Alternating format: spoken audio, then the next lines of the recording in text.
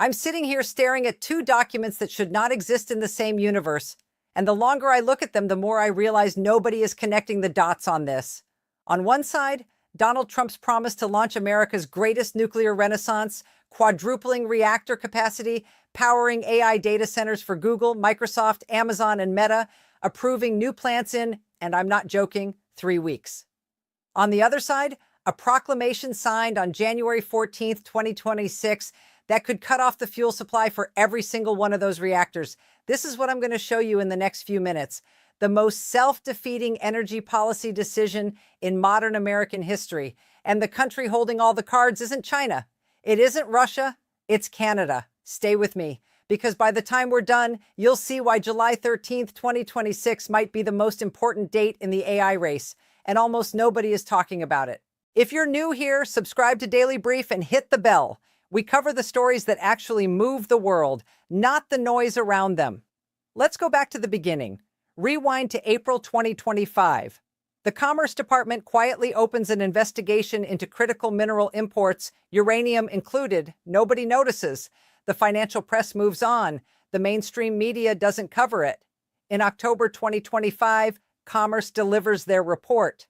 The conclusion, according to documents reviewed by Reuters and Bloomberg, U.S. dependence on foreign uranium processing represents a threat to national security. That's the language they used. National security. 2 months later, on January 14th, 2026, Trump agrees with that finding. He signs Proclamation 1101, a Section 232 national security investigation targeting uranium imports specifically. And he starts a 180-day negotiation clock. The deadline, July 13th, 2026. If no deal is reached, tariffs hit automatically. On February 4th, Secretary of State Rubio was already holding emergency meetings with foreign officials about critical mineral supply chains.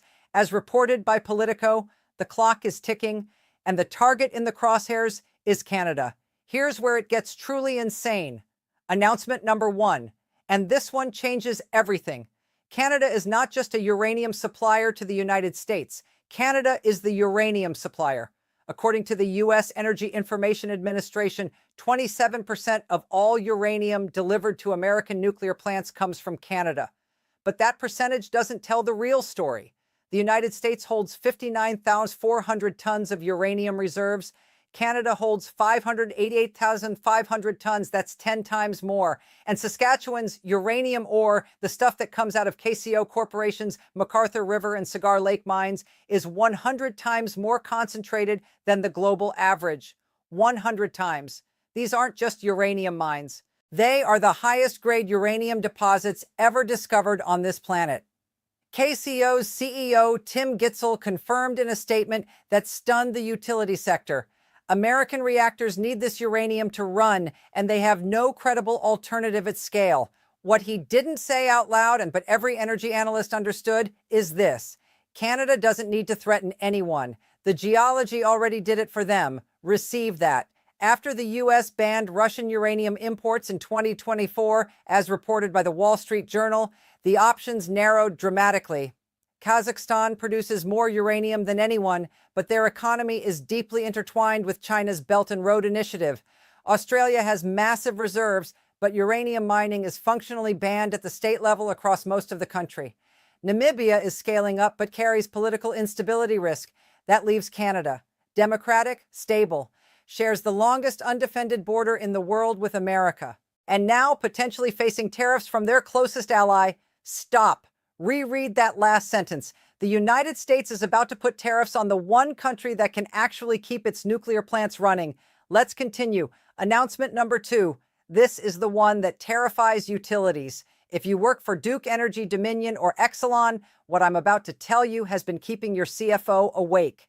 Documents reviewed by Bloomberg indicate that a 10% tariff on Canadian uranium could add $218 million in additional costs annually to U.S. utility companies. But here's the trap that nobody saw coming until it was too late. Back in 2018, when Trump's first term imposed steel tariffs on Canada, KCO's legal team saw the writing on the wall. They inserted clauses into their uranium supply contracts, contractual language specifying that if U.S. tariffs are imposed, the cost burden falls entirely on the American utilities, not on KCO. KCO's CFO Grant Isaac effectively confirmed this framework in investor briefings, as reported by the Financial Times. The tariff creates a direct 10% price increase that passes straight through to American buyers. And here's the part that makes it even worse. Even if utilities panic and try to source from Kazakhstan or Australia instead, global uranium commodity pricing moves in lockstep. A 10% tariff on Canadian supply pushes the entire market price up 10%, regardless of origin. Trump's tariff doesn't hurt Canada. It raises uranium prices for America. That cost lands on your electricity bill. Receive that. Announcement number 3, and this one nobody saw coming. Let's talk about what's actually happening with energy demand in America. Because this is where Trump's contradiction stops being ironic and starts being catastrophic. According to the International Energy Agency, global data center electricity use could nearly double by 2030, reaching 945 terawatt hours. That's close to 3% of total global electricity demand from data centers alone. In the United States specifically, as reported by the IEA's Electricity 2025 report, data centers consumed 4% of the nation's electricity in 2023. By 2028, that figure climbs to 9%. By 2033, and this is the number that should stop you cold, AI and data center infrastructure could consume 20% of America's entire electrical grid. 1/5 of all electricity the United States produces, powering servers. Trump's response to this, announced in his AI action plan on July 23, 2025, was to call nuclear power the next Manhattan Project. He fast-tracked environmental permits, offered federal land for data center construction, and promised Silicon Valley that nuclear approvals would happen in weeks, not years. At Davos in January 2026, he told tech executives they could get nuclear plant permits in 3 weeks. 3 weeks for nuclear reactor approvals. The nuclear industry's own trade associations, as cited in reporting by the Wall Street Journal, called this aspirational at best. The NRC's rules, even after Trump's executive order reforming the commission in May 2025, still require a minimum of 12 to 18 months for safety reviews. You cannot skip safety evaluations for nuclear power plants. That's not bureaucracy. That's physics and consequence management. But the tech companies believe the pitch, or at least they bet on it.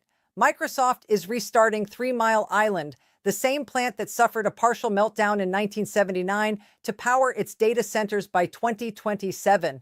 As confirmed by Microsoft and Constellation Energy in their publicly disclosed agreement. Amazon has committed $20 billion to Pennsylvania data center sites adjacent to nuclear plants.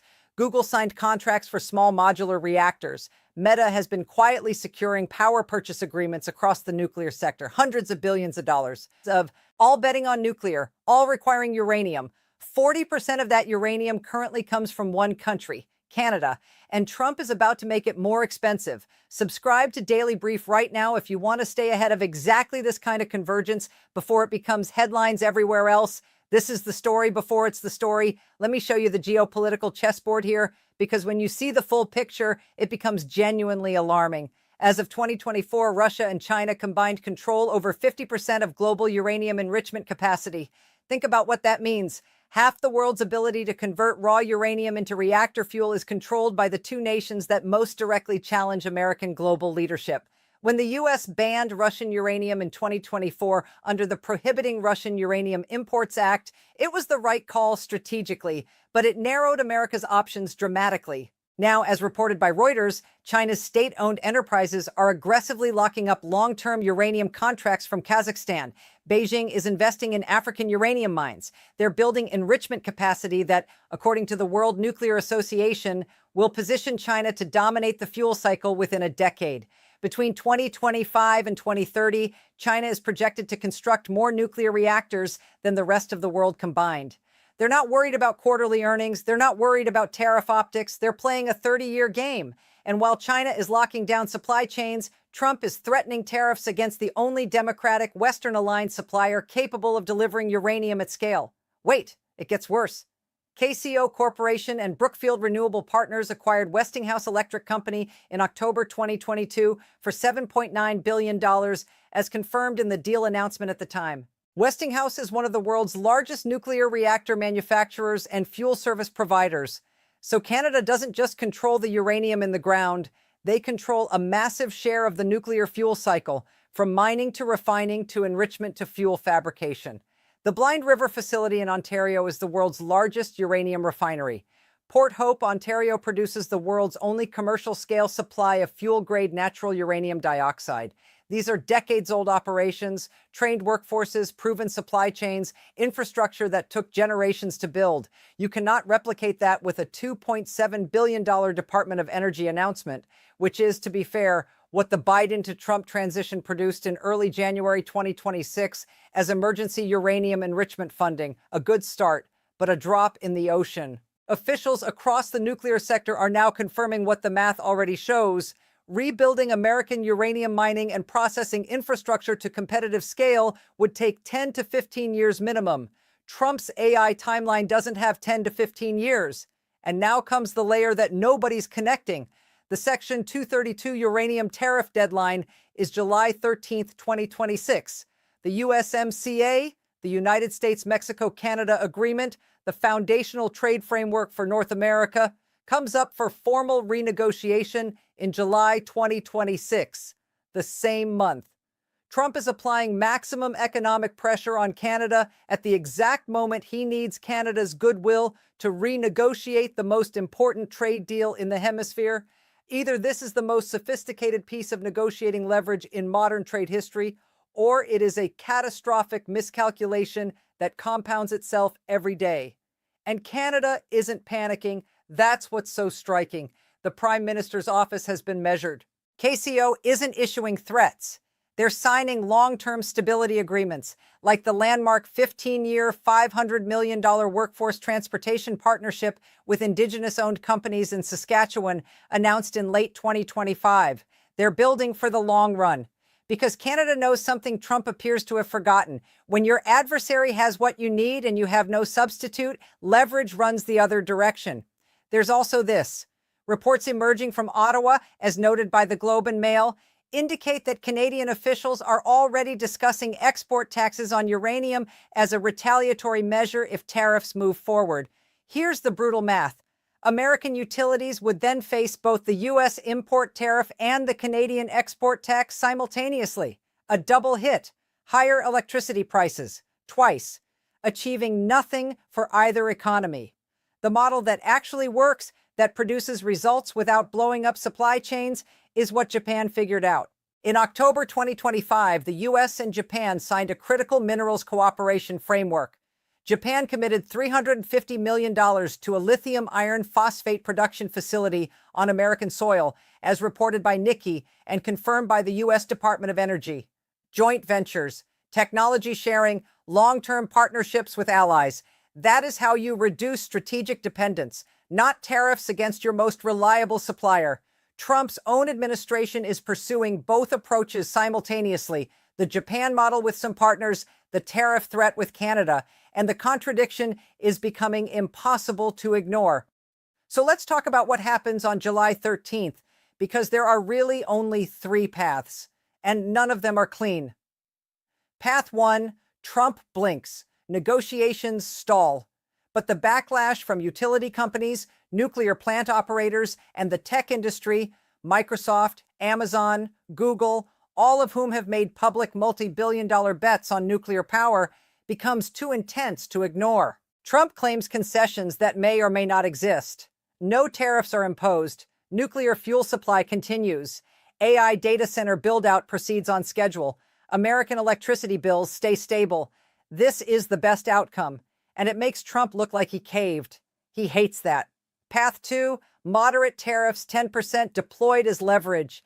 KCO immediately passes costs to American utilities per their existing contract clauses. Electricity prices rise across the eastern seaboard. Tech companies start quietly modeling whether some data center projects should be sited in Canada or Europe instead. The U.S.-Canada USMCA negotiation begins under a cloud of economic hostility. America doesn't collapse, but it bleeds. Every percentage point increase in electricity cost makes American AI infrastructure less competitive against Chinese alternatives that are being built without tariff headwinds. This is the slow burn scenario: death by 1,000 cuts. Path 3, full economic warfare. 25% import restrictions, the whole architecture. American utilities face fuel cost spikes that in some cases threaten reactor economics. Some plants reduce output. The AI data center boom, the thing that prompted the nuclear renaissance promise in the first place, stalls or migrates abroad. Microsoft, Amazon, and Google begin exploring data center sites in Canada, the UK, and Southeast Asia where power is cheaper and more reliable. America loses ground in the AI race not because of Chinese innovation, but because of a uranium negotiation that didn't need to happen this way. Industry sources speaking to Bloomberg on background describe Scenario 3 as unlikely, but not impossible. Trump has demonstrated in the past, through steel tariffs, through the China trade war of 2018, that he will sustain economic pain in pursuit of a negotiating position, even when advisors argue against it. But there is a legitimate argument underneath all of this, and it deserves to be stated clearly. The Commerce Department's Section 232 investigation was not wrong about the underlying vulnerability. America does rely on foreign nations, including adversarial ones, for critical mineral refining. Even when the U.S. mines uranium domestically, most of it gets processed abroad. There are only 3 licensed uranium mills operating in the entire United States right now. 3. That is a genuine national security gap. The question is whether tariffs on Canada close that gap or make it worse while doing nothing to rebuild domestic capacity. Every independent energy economist quoted in coverage from Reuters, the Financial Times, and the Wall Street Journal arrives at the same conclusion. You don't reduce strategic dependence by alienating your most reliable democratic partner. You reduce it by building alternative capacity while protecting existing relationships. Tariffs on Canada do neither. They increase costs now, accelerate Canada's pivot toward long-term contracts with European and Asian utilities, and do nothing to accelerate American uranium milling capacity, which, as stated, requires a decade of investment regardless of what tariffs do to imports. The $2.7 billion DOE announcement is a start, but it is not a solution, and it is not a substitute for the decades of infrastructure Canada has already built. Here's where this ends up. America's nuclear plants currently generate 20% of the nation's electricity, 93 reactors, 100 gigawatts of carbon-free, grid-stable capacity. Trump wants to quadruple that by 2050. The AI industry has bet hundreds of billions on that promise, but you cannot quadruple nuclear capacity without uranium, and you cannot secure uranium supply by threatening the country that has it, has the infrastructure to refine it, and now also owns a significant share of the global reactor manufacturing business. 40% of U.S. nuclear fuel currently comes from Canada. Canada's Blind River facility is the world's largest uranium refinery. Canada's Port Hope facility produces the world's only commercial-scale fuel-grade uranium dioxide. KCO's contracts already shift tariff costs to American buyers. And Brookfield and KCO together own Westinghouse. Canada is not a uranium supplier.